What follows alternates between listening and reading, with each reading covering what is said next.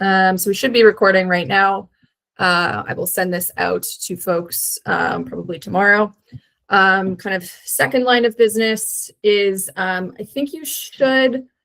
We wanted this to be in webinar mode because we were afraid folks would come off mute, but it looks like you can unmute yourselves. We really ask that you keep yourselves on mute as our speakers are presenting. Appreciate that. Trying to think if I'm missing any other logistics.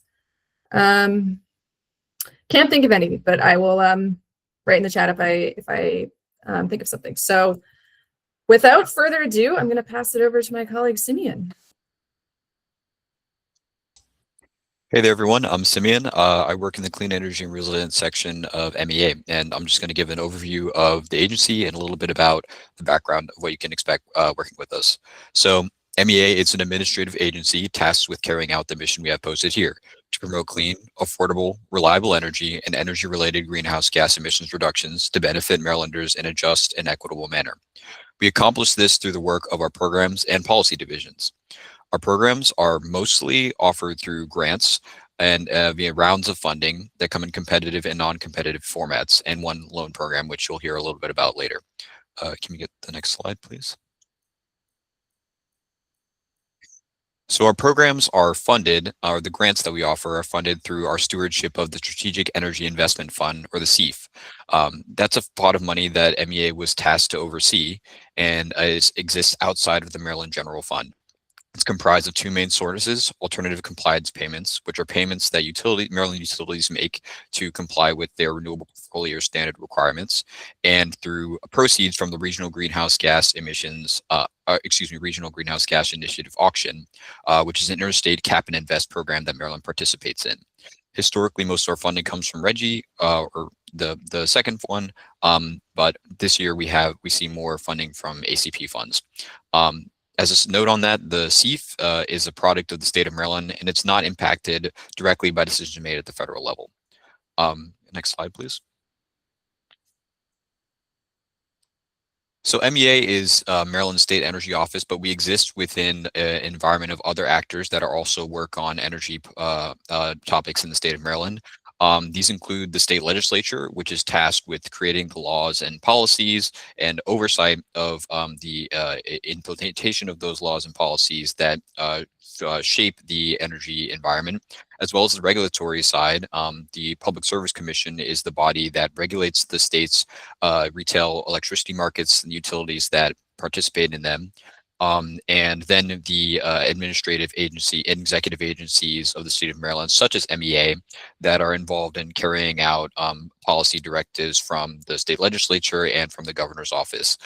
So MEA is one of them. There are others, including Department of Natural Resources, Department of Environment, and also the Maryland Clean Energy Center, which is a quasi-governmental entity that is Maryland's Green Bank. Although we're not a regulatory body, our policy team works with each of these entities to promote the regulatory and policy environment necessary to support the economic, environmental, and energy interests of Marylanders. Next slide, please.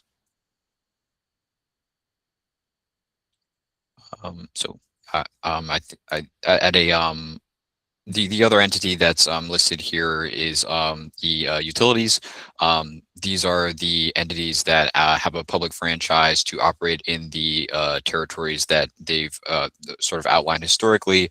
And these are the folks, as it's sort of summarized here, that you pay checks to deliver the retail energy that you procure. MEA, through alternative compliance payments, directs some of the funding that we receive to specific initiatives to support clean energy goals that might not be addressed through the previously existing landscape. Next slide, please. Okay. This is a high-level overview of the calendar that we operate under. As I mentioned earlier, a lot of our work is grant funding, and grants are awarded in sort of rounds of funding by fiscal year. The sort of start time of that is generally in late summer, and that's due to the fact that our budget is officially appropriated at the end of the legislative session, which this year it will be around April 14th. We proceed after we have a number of a mandate from the legislature to design programs and then begin launching them again in late summer and into fall. This is generally the outline for competitive programs, which is most of what we offer. But once a program launches, it'll be marked by the publishing of a program funding opportunity announcement, which is a document that can be found on the program website that lays out all of the terms of the program and including how to apply and all of the requirements for that particular round of funding. And that's the start date for most of our programs. For competitive programs, the application window will be open, and then once the application closes, we move into the review phase, which is where we assemble teams to review all the applications, process them, and make decisions on the grant funding. For non-competitive programs, it's more of a first come, first served basis that is operated on more of a rolling basis. And this varies by program, but you can find all of this information for specific programs on the website associated with them. And that's next slide. Okay, folks, first of all, and probably most important, I just want to thank you for taking time to participate in this discussion today. I'm going to take 3 or 4 minutes, which I hope will get you to appreciate a little bit better the sort of resources that we have. Sorry about that. I'm going to talk about energy and business. Now, one thing that my colleagues and I understand is that if you are running a business or an institution that is housed in a stationary facility with a utility meter hooked up to it, we know that the energy thing is not why you get out of bed in the morning, and we respect that. But I'm going to share this thought with you. The fact that you go to that facility and open the doors and start up the equipment in it, that means that you are accruing an expense and creating a cash flow that goes to the utilities immediately. This is a forced marriage between your function and the energy that you consume. You can't do anything without that energy. So this is why I call it a forced marriage. And in this relationship, either you manage the energy or it manages you. Now, what are we talking about managing here? Managing operational risk. There's commodity price risk as we see commodity prices for electricity, gas, and other fuels going up and down without any rhyme or reason to it. There are environmental compliance risks as regulations change and as technologies evolve. Anybody who's had to deal with refrigerants, replacing the refrigerants in an AC system knows exactly what I'm talking about. In fact, the risks that we are trying to manage by staying on top of our energy use and the technologies that consume that energy, we're effectively future-proofing organizations against the changes that are coming down the pike. Next slide, please. Now, we're going to talk a lot about solar in a minute, but I want to sort of set the stage here with the subject of energy efficiency, which is complementary to solar and renewables. They work very well together, in fact. There are several stages of energy efficiency, and it's important to know what does and what does not work. Now, historically, those of you who are old like I am, and I remember the 1970s when Jimmy Carter sat next to the fireplace wearing a sweater, the whole story was about energy conservation. And for all practical purposes, that meant energy conservation meant sitting in the dark. It meant sitting in the cold when it's wintertime because you've turned the thermostat down, or being hot in the summertime because you've turned the thermostat up. These are sacrifice initiatives that people take. Whether or not you want to do them, of course, it's a free country, you decide for yourself. But when you do these things, these are very small initiatives with short-term impacts, and they're not very durable at all. You have to constantly tweak equipment in order to pursue that strategy. So let's go up to the next stage, energy efficiency, stage 1. This essentially is optimizing what you already have in place. This involves tuning up the current equipment, the HVAC, the water heating, refrigeration, those sort of applications. Looking at the building shell itself to seal the air gaps, put in insulation, that sort of thing. But you're basically improving the assets that you have. This approach gives you modest results that you realize within 6 months to a year or so, but it requires facility management discipline, and you have to keep at it. There's an adage in this industry that the low-hanging fruit grows back if you don't keep at it.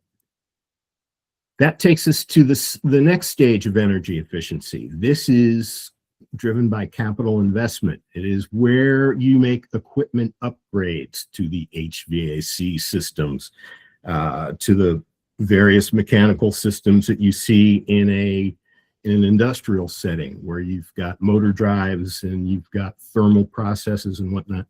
The idea is to displace the old obsolete technologies that are newer, more efficient. Very often there's a chance to right size these. You don't need as much capacity as you used to have in a lot of these situations. This is capital investment. Now the results are big, but it takes 3 to 5 years to realize, because most people have a 3 to 5 year capital planning horizon. Okay. And when we say capital planning, that sort of gets people on edge because we're talking about money. And that is always a challenge. And that is one of the reasons why MEA has capital investment supplements in the form of grants. I have the commercial and industrial grant program, which is exactly this. And it is a very popular program, judging by the number of applications that we get. So next slide, please. Folks, don't worry about all the details on this. What I've tried to do is just kind of mention the typical technologies that these are all energy consuming, or they have an impact on energy. But whatever your facility needs is what you need to invest in. Okay, this is why people get an energy audit. It gives them a shopping list so that they can identify the opportunities to make energy upgrades. Let me slice the loaf this way. There's really 5 columns here, 5 pillars of energy efficiency. First is the building envelope. I'm more or less going to read from left to right. When you're improving the building envelope, we're talking about not just air sealing and the insulation, but we're also talking about fenestration, which is a fancy word for upgrading the windows and doors. When you look at facilities that make things, be they factories or restaurants that produce food or whatever, these are the kind of businesses that have production utilities. Fans, pumps, thermal processes, all the things you see in that second column. Okay. Now, there's what we just talked about are the things that those technologies that help you run the business, but there's also the people in that space within these stationary facilities. And that's why I'm skipping over to occupant services, that column there. The space heating, everything that falls under the HVAC category, heating, cooling, the thermostats, ventilation units, that sort of thing, water heating, lighting, all of these things that provide comfort or convenience to the human beings that work in the space. Finally, the mechanical room, which you find in large buildings where down in the basement, they've got a chiller or boiler or heat pump or whatever.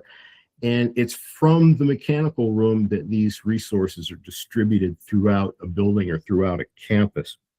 The mechanical room opportunities are a class unto themselves. Now, I left in the middle building automation and controls because this is cross-cutting pretty much across all these categories. And we're talking about digital technologies. The number and variety of these things are growing daily.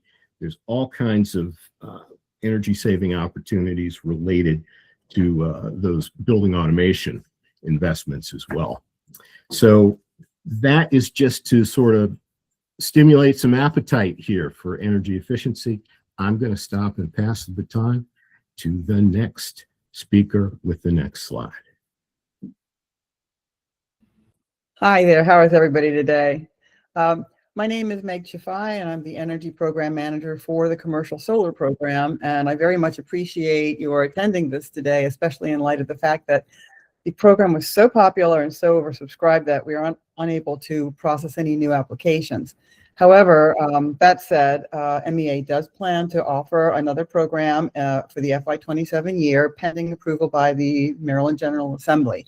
So hopefully the information that we will be providing shortly will be of help in that regard.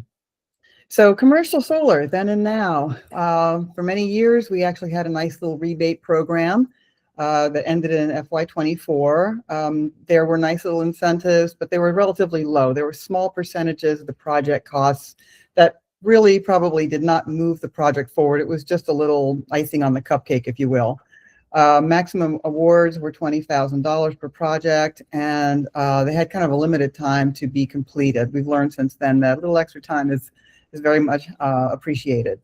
So the completion time originally was for a year. The commitment letters would be offered. This was not a grant process; it was more of a rebate process. But so that's how that worked.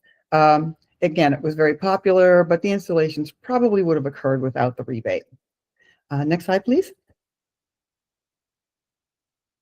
Now, understanding that probably incentives needed to be increased in order to increase the level of solar that the state was really looking for, we developed the Commercial Solar Grant Program.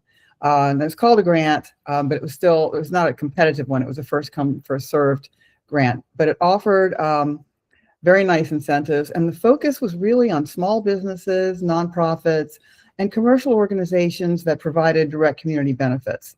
So we had higher, more impactful incentives. This year, they went from 75% to 90% of net project costs for nonprofits and small businesses. And they went from 50% to 75% this year for commercial scale organizations for direct ownership. If you're a third-party owner, there's a different type of incentive level. It's a bit lower, but it was still meaningful. Instead of capping an award at $20,000, we actually brought the award level up to $500,000 per project / per program year. So you could have a project that needed to be capitalized at $500,000, or you might have a property owner or business owner who had more than one project over the course of the program year, and in that case, we would cap their awards up to $500,000 for the program year. So we didn't have one organization, maybe getting a little more than, taking a lot of the budget and leaving fewer people with less funding available. We brought up the length of time to complete projects to 18 months. However, following in FY26, we brought that time for completion up to 4 years because we added solar canopies. That used to be a separate program, but now we've actually included it under the Commercial Solar Program. Next slide, please. Okay, so with commercial solar, there are monetary benefits for going this route, not just the fact that there could be a significant incentive that brings down the project costs, but utility costs go down very significantly, and there's always the opportunity to arrange for net metering, such that if your system produced more energy than you needed, it could potentially go back to the grid or be stored for later use by your project. But in this case, we're talking about going back to the grid. Eligible projects include roof-mounted, ground-mounted, wall-mounted, floating solar, or EV-ready canopies. Next slide, please. We have a very nice grantee spotlight. One of our early on FY25 grantees is the Checker Spot Brewing Company. They are a local independent craft brewery that has historically provided some really impressive direct benefits to the Baltimore community through donations, fundraising, et cetera. And they have a 227 kilowatt roof mounted PV system. The project is anticipated to offset 85% of their annual electricity consumption, so that's really significant. And our incentive ended up covering 52% of the net project installation costs after non-MEA incentives. And we have a very nice quote. Judy Neff, who is the owner and brewer and a very good, very lovely person with whom to work, she provided a nice quote, basically saying, without the support from the Maryland Energy Administration, installing solar would have been a much longer term project for our brewery. And we are very excited to already see the effects of moving to solar power. Again, this is a small business. They wanted to go ahead and put in the system, but it would have been cost prohibitive, or they might have had to arrange an intricate other installation capitalization, and maybe it would not have covered as much as our grant covered. So very delighted to work with those folks. They recently completed the project and even had a press event letting folks know about it. Next slide, please. So the road ahead. I kind of like this imagery. It's a very sunny day, and our ground-mounted solar panels on either side of the road. We had such a successful year in 2025. We were fully subscribed. Did not expect it to be as exceptionally popular this year. So we were actually more than 45% oversubscribed. So again, as Becky mentioned before, that's very exciting because this program is very popular, and very excited that people are that interested in putting in solar. This is going to be great for the state, great for just folks in general. Organizations applying to this program do a lot of community good as well. So that's really exciting. As I mentioned before, we do plan to offer another program in FY27.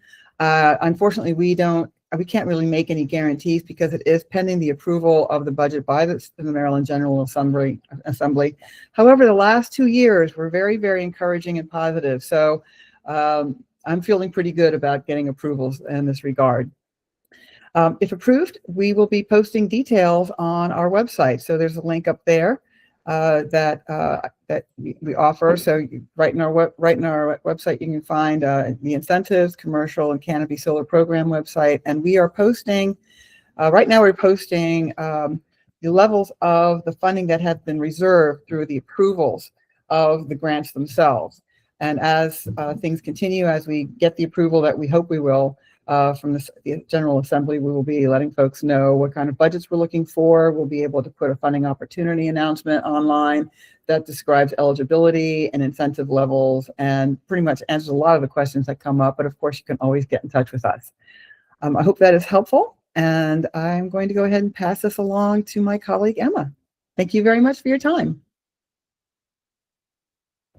Thanks, Meg. Hey, everyone. My name is Emma Stoney, and I manage our energy storage and resiliency programs. It's mostly all about battery storage. Battery storage gives Maryland businesses a practical way to keep operating during grid outages, helps you manage costs, and helps you reduce your risk. They can provide instant backup power, which would keep your critical loads online when the grid goes down, and it avoids the startup delay and fuel dependence of traditional generators, which results in smoother operations than traditional backup batteries. So not only can battery systems provide that operational continuity and risk reduction, but they can also help reduce costs through peak demand management. In the right configuration, storage systems can support time of use arbitrage, demand response, and they can participate in grid services, which can either enter into new revenue or bill credit opportunities for businesses. And we offer a couple programs that are available for commercial businesses to install battery storage systems, both through our Resilient Maryland program and our residential and commercial storage program. The Resilient Maryland program focuses on planning and construction grants for microgrid projects. Microgrids, for the purpose of our program, are defined as localized power systems with their own generation, storage, load, and controls, and they can operate independent of the grid, which is known as the island capability. A microgrid project not only pairs renewable energy generation with storage, but it also requires a complex configuration and that engagement with your local utility providers for the islandability. For folks who really just want the benefits of energy storage without the requirement of on-site generation and configuration that is needed of a microgrid, we offer non-competitive funding under our residential and commercial energy storage program. That program offers 30% of the total purchase and installation costs up to $150,000. As you can see, the Resilient Maryland program has a higher cap, and that tends to be because these projects are a lot more complicated than just installing a battery storage system at your site. Both of the programs can help support the upfront costs of battery systems for businesses and critical facilities. And if you can go to the next slide, I'm going to highlight one of our success stories. The Meritus Medical Center, located in Hagerstown, Maryland, actually just completed a Resilient Maryland project. Their hospital campus, they have an emergency department, a surgical center, and physician offices. So they applied for a planning grant under the Resilient Maryland program in our fiscal year 2021. After completing that project, they applied and were awarded a construction grant under the same program for 2023. And as of this past fall, they are fully operational. The microgrid project integrates on-site, rooftop, and ground mount solar, electric vehicle charging, and it also has a 2.4 megawatt combined heat and power system. On an annual basis, the project is projected to result in annual savings of $1.6 million, and it also avoids 2,000 metric tons of greenhouse gas emissions every year. And with that, I'm going to pass it over to my colleague, Jose Matos, who will go over our lot and loan program and other financing opportunities. Thank you, Emma. And hello, everyone. I'm Jose. I manage the MEA loan programs. So this slide outlines the Janie Lawton Conservation Loan Program, one of Maryland's longest running, most affordable energy efficiency financing tools. So the purpose of the Lawton loan is really straightforward. It helps eligible facilities identify and install energy conservation measures that reduce energy consumption and operating costs. So then rather than just it being grants, a lot of what we've been talking about, this is a low interest loan designed to be cash flow positive. The interest rate is extremely competitive compared to those of banks or any other third parties. The rate's typically between 2 and 3% APR, and that's going to be dependent upon the loan amount. The great thing is that borrowers can finance up to 100% of the net project costs, meaning that there's a little to no upfront capital requirement. The loan term is structured around the project's energy savings. So specifically, it's estimated by the payback period plus 1 additional year, which keeps the annual payments affordable. So one of the most unique features of the payment structure is that the first payment is waived, allowing the borrowers to recapture a full year of energy savings immediately. And so with those savings, you can bank them and use them to make your first actual loan payment. After that, there's typically a 1-year annual payment, roughly equal to the first year of energy savings. So why does this matter? Since payments are aligned with the savings, the program is often described as having a zero budget impact.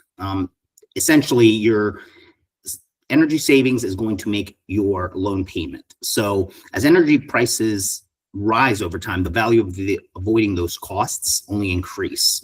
So making the project more beneficial in the long run.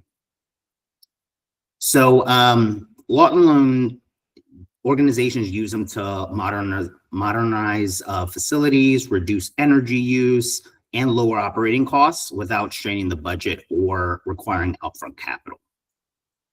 It's important to note that the application for the Lawton loan, the deadline is Tuesday, February 27th, 2026, which leaves us about a month and a half ish.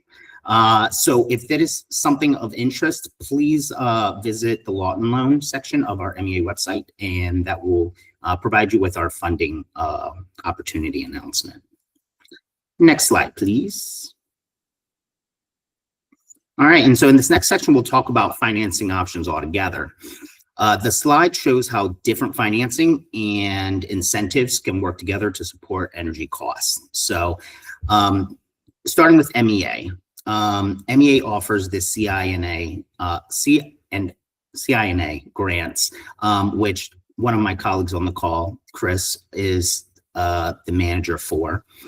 We do a lot of projects together with the CINA program because there's a good benefit to merging these two, or stacking, if you will. Lawton Loans can cover, going back, the CINA grant does not give you 100% of the project cost.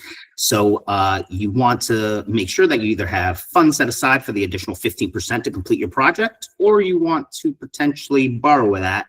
And as I mentioned, at 2 or 3% interest rate, you'll see a great benefit in doing it that way. So think about it like this. Grants reduce the cost, Lawton Loans finance the costs. So they serve very different purposes, but one is compelling to another. Let's see. There are a few key rules that all MEA funding have, and it's very important to know these. First, MEA funds are always dispersed in arrears, meaning reimbursement happens after the work has been completed and verified. Oftentimes we have applicants where they need the funding up front, but understand that it's all in arrears after the completion of the project and invoices provided. MEA funds are never to be used for refinancing completed projects. And third, and they can't be used for pre-existing procurement commitments. So contracts that are not fully executed before MEA approval. These rules essentially protect the integrity of the program and ensure funding support for new incremental energy savings. So outside of MEA, there's several tools that could be utilized depending on the project. I pulled just a few. The MCEC, Maryland Clean Energy Center, they provide mechanisms like BMIR credits, which are typically used for more complex capital stacks. They also offer C-PACE financing, which is another option. And in this case, the repayment obligation is tied to the property itself, not the owner, which can be attractive for long-term or transferable assets. There may be also some utility rebates. I believe they're still out there, though the availability and the structure vary by utility and service territory. And finally, the tax credits may be available, but those are significantly vary per jurisdiction and project type. So with that said, the key takeaway with financing, think about not just the grants, think about grants, rebates, tax incentives that can also be layered to improve the payback of your program. MEA works with applicants to make sure that we comply with program rules while maximizing the available resources. So if you have a project that you want to discuss, have a shortage anywhere, this may be a program that could, all of these programs could potentially be something that could benefit you and have your project completed. So with that said, I will pass it on to Becky. Awesome. Thanks, Jose. And we're just rounding out the presentation portion of the webinar. Just wanted to give you almost like a checklist of kind of best practices if you're interested in pursuing finance or funding with Maryland Energy Administration. So first and foremost, understand your building's desired, project scope and timeline. Get internal buy-in. Talk to folks on different teams in your organization. Then review MEA's website for funding opportunity announcements. I know that our website can be a little unruly. We are hopefully redoing that within the next year, which will be exciting.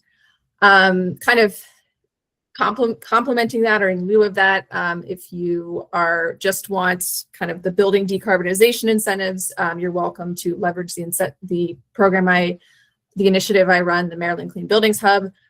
We have a newsletter that we release monthly that's a compilation of any and all building decarbonization incentives, resources, information in Maryland. We're actually putting out the next newsletter either this afternoon or tomorrow morning. I'll throw the link in the chat. And kind of to Jose's point, the previous slide, any of these, I'm actually going to go back. If you have questions on any of these, you are more than welcome to email us at building.decarbonization@maryland.gov. I'll throw that email in the chat. We can help you make sense of any of these incentives. We can introduce you to the right folks.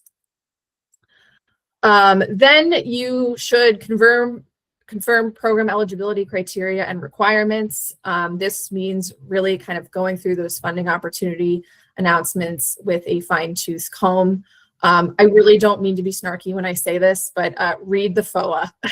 Read it once, read it twice, to confirm that you are eligible and that you have all the required documents.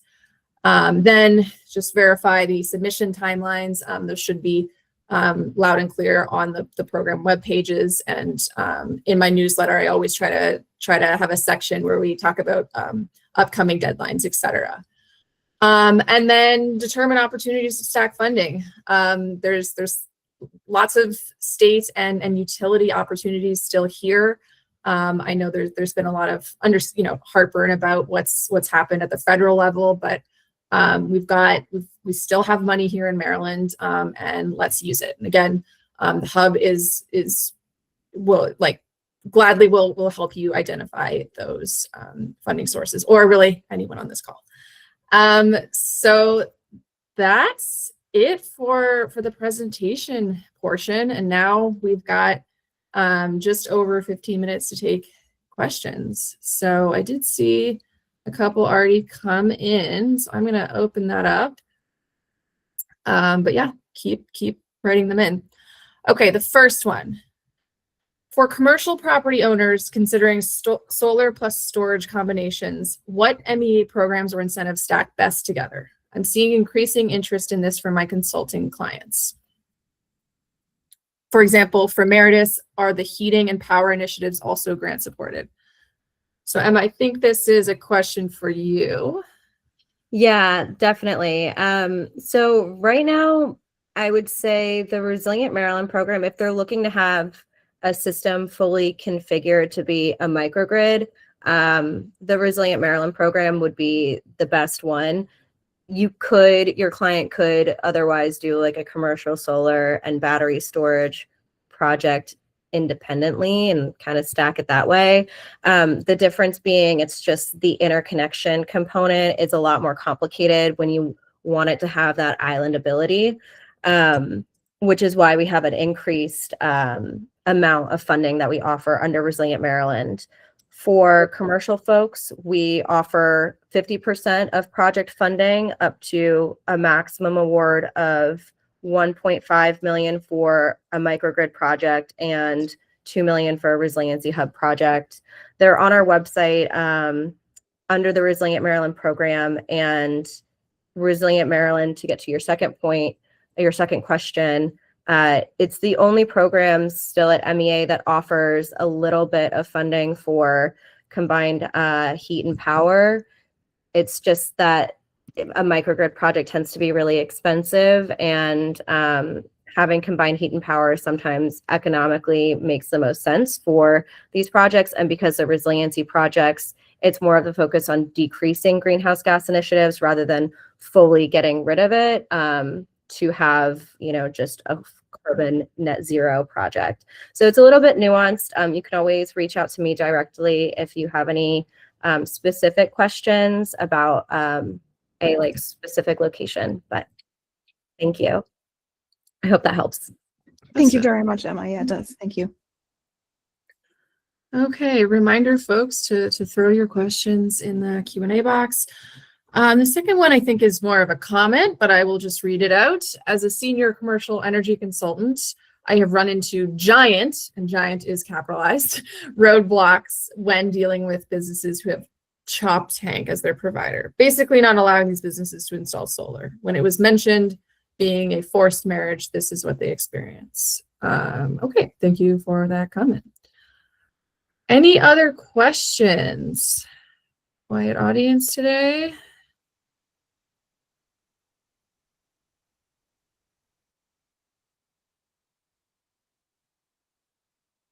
Okay, someone has raised their hand.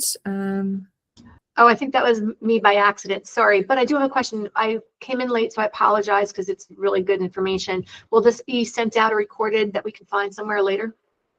Yeah, absolutely. We've recorded this. I will send the recording and the PowerPoint in an email, and then we will upload the recording to the Clean Buildings Hub YouTube channel, which I will send a link to that recording as well.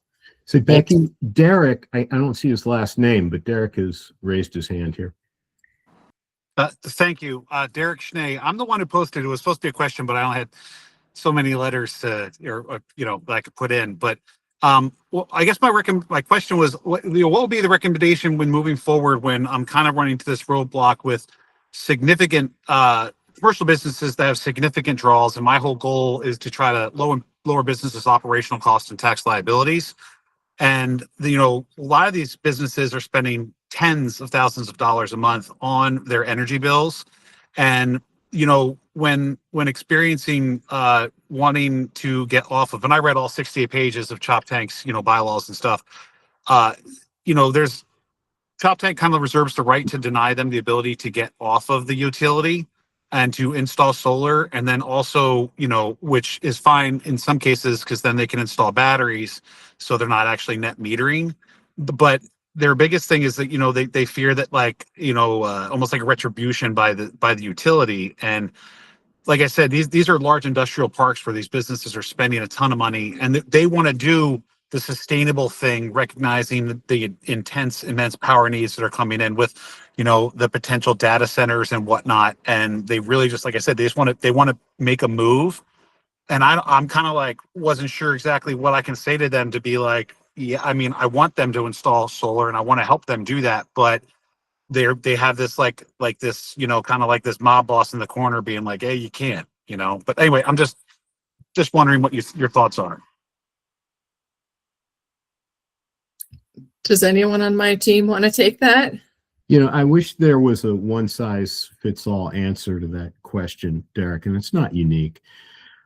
This happens across the state in various ways, but we can at least give a partial solution here in that through our grant programs, we're giving people the opportunity to get access to other people's money, which is a key way to get things happening. I mean, there's pushback not only with some of the utilities and their interconnect regulations, as you were describing, but you will have folks who are participating on this call and they're wondering when they go back to their corporate office, how can they get those corporate officers to understand this as well?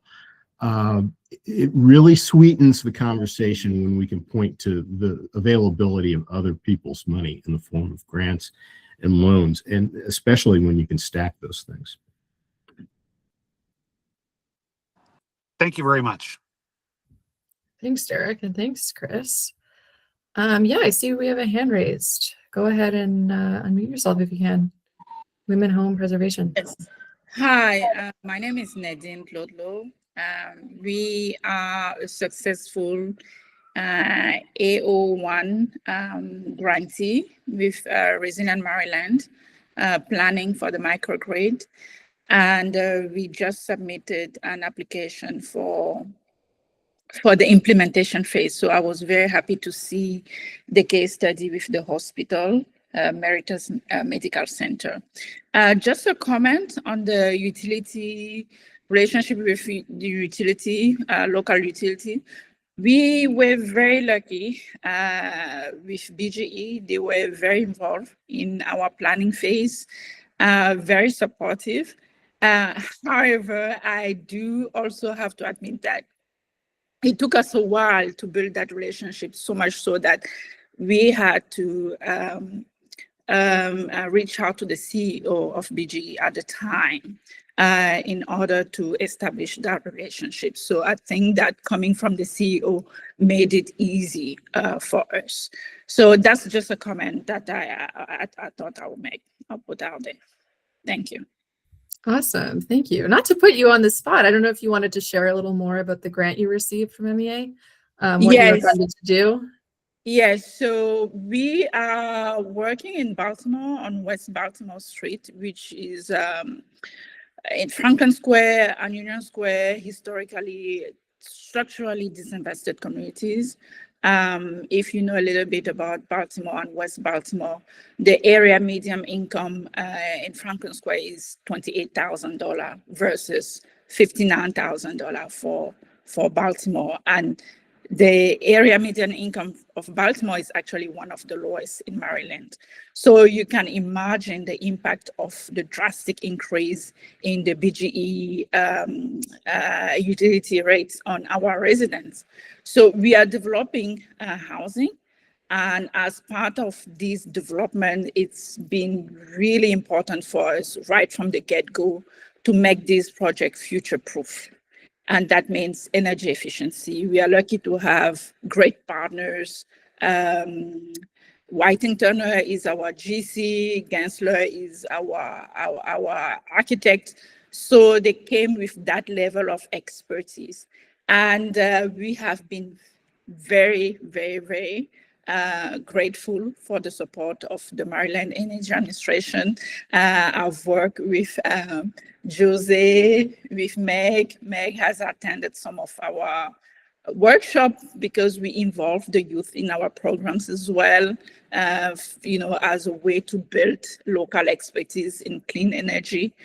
So we are really looking forward to having these microgrids become a model for how we can build, increase energy capacity, storage capacity, especially at the neighborhood level. So, yeah, looking forward to continuing the relationship and the support with the Maryland Energy Administration.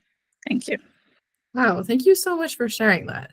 And to all the other webinar participants, we did not plant her. That was a totally organic interaction there. That's right. Thank you. So we got 5 minutes left. So hit us with your questions. Stump the experts. Ask us anything. Okay, Derek, you got another question? I do. Thanks for taking it. I don't want to monopolize this. This will be quick, but AgriVolatics, that's implementing solar in with agriculture. Are there programs that Maryland is actively pursuing to help farmers turn their properties into a lot of the commercial consulting I do is with farmers and such, and AgriVolatics is such an important way for them to be able to generate revenue on their farm, 12 months of the year, as opposed to just, the 4 or 5 months that they actually are producing. So again, I didn't notice anything in this presentation, but I wanted to know if there is, a direction I can help with them. Thank you. That can be a contentious topic. I might put one of our bosses, Evie Schwartz, who I know is on the call on the spot, if she's able to take herself off mute. I know that's an issue she works on. Evie, you there? You want to take that? I'm here. Can you repeat the question? I can, Evie, thank you. Like AgriVolatics, that's my word of the year. And so I'm really big on helping farmers. I kind of grew up on a farm and farm country, but helping farmers be able to maximize per acre the money that they can return. And with all the different climatic changes, farmers are experiencing less production from their farms, whether it be from droughts or from too much saturation. And so with including AgriVolatics to these farms, they are able to have a year-round financial production, as well as all the benefits of, being able to still produce money with their heart and soul, which is farming their land. And so my question was, are there programs available to help farmers with the installation of solar on their farms so that they can maximize production 12 months of the year? Yeah, so I would say last year we received some funding requests for some pilot agrivoltaic projects through our Open Energy Grant Program, which is wide open. Any idea that doesn't fit into other grant programs. I would say this year we received 10 applications under our community solar grant program. So it is becoming a more mainstream idea. There was more economies of scale. There was more acceptance at the state approval process on what to expect for agrivoltaics. And so we are making progress there. We also, I'd say, increased some of our incentives for several grant programs this year. So that made it more feasible for several agrivoltaic projects to apply. So yes, we are excited about the momentum around agrivoltaics. I would say community solar has been the most popular way to deliver agrivoltaics projects in Maryland. And happy to connect you with a staff member who has been really, really focused on that. Thank you. Awesome, Evie. Thanks for tagging in. Jonathan Becker, I see you have a question. Community solar on this play. I should say community solar is when solar is installed offsite, but the subscribers are individual households. So the energy bill credits go on the individual households' bills, even though the solar system is installed on one larger property.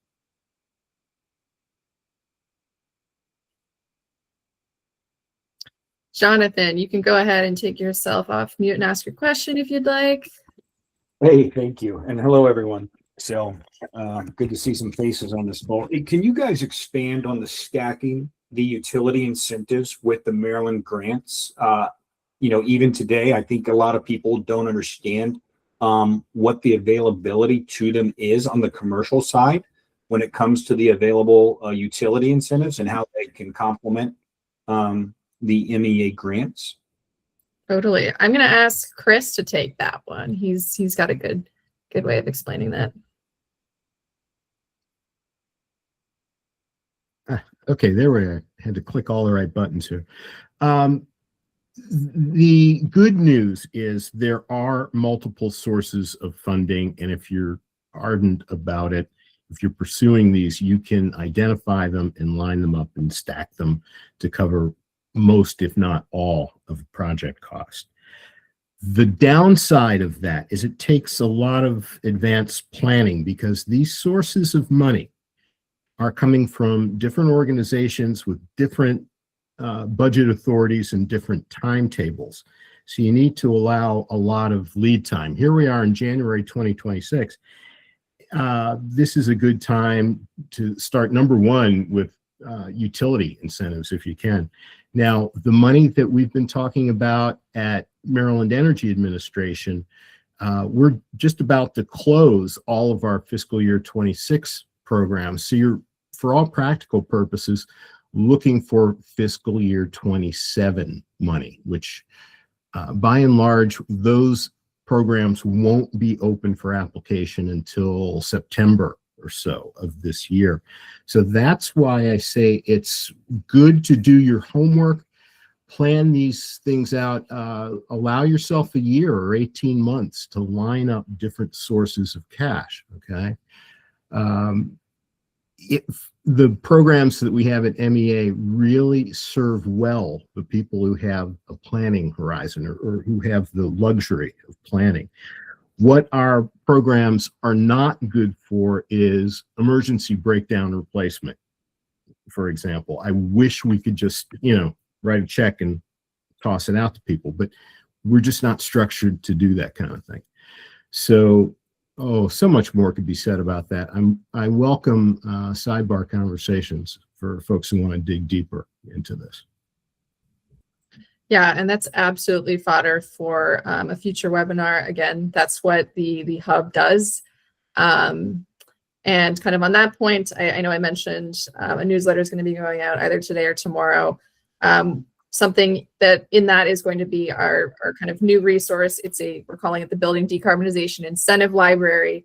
And I know someone pointed out Desire. This is kind of desire, but hopefully updated on a more regular basis, and kind of coming from the horse's mouth. So we're at 2:02, a little over, so I am gonna just close us out with a big thank you to all of us for sticking with us and joining us today. I hope you found it worth your while. Again, this was recorded. We will be sending out a recording and the PowerPoint slides, and don't be strangers. Every single MEAer on this call wants to hear from you and is willing to answer any questions you have. So have a good day, folks. Thank you. Thanks so much. Thank you.